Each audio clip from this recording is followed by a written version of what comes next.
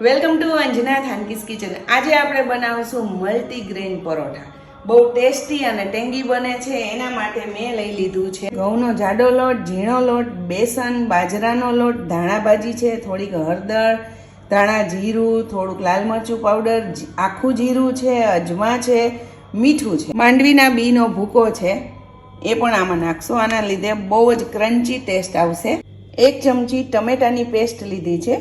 જ્યારે તમે vegetable chop કરો ત્યારે એક ટમેટું પણ નાખી શકાય. મારી પાસે પેસ્ટ હતી તો એ નાખી છે. સાથે સાથે ડુંગળી, આદુ, મરચાં એ બધું મેં આમાં લઈ લીધું છે. ચોપ કરેલા આદુ, મરચાં, લસણ, ડુંગળી આ બધું પણ આમાં આપણે નાખી દેશું.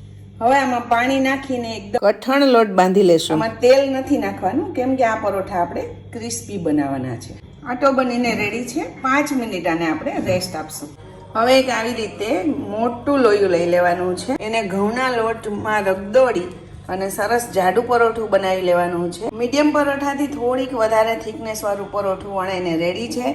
એની ઉપર આપણે થોડા સફેદ તલ સ્પ્રિંકલ કરીશું અને એકવાર પાછું વણી લેશું. ગરમ કરેલા તવામાં આપણું પરોઠું મુકાઈ ગયું છે. ઉપર તેલ નાખી દીધું છે. હવે આપણે આને પલટી કરી નાખીશું.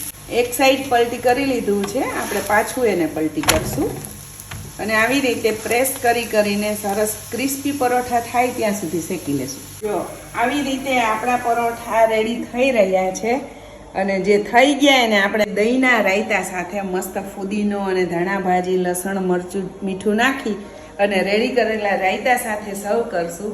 બહુ ટેસ્ટી લાગે છે. હેલ્ધી પરોઠા તમે પણ એકવાર જરૂરથી ટ્રાય કરજો.